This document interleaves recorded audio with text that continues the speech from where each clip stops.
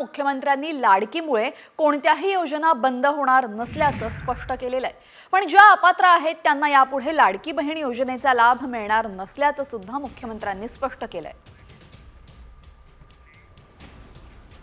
आता काल परवाच तीर्थदर्शनमध्ये अनेक ट्रेन गेल्या, बौद्धगयाला गेल्या, राम जन्मभूमीला तिकडे अयोध्येला ट्रेन गेल्या आणि इकडे बातम्या छापून येतात बंद झाली।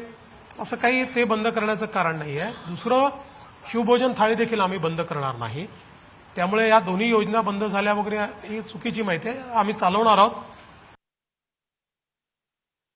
एकदा या सगळ्या योजनांच्या संदर्भात आढावा मात्र आम्ही घेणार आहोत। जसं लाडकी बहीण योजनेमध्ये असं लक्षात आलंय की अनेक अपात्र बहिणींनी देखील त्याच्यामध्ये फायदा घेतलेला आहे।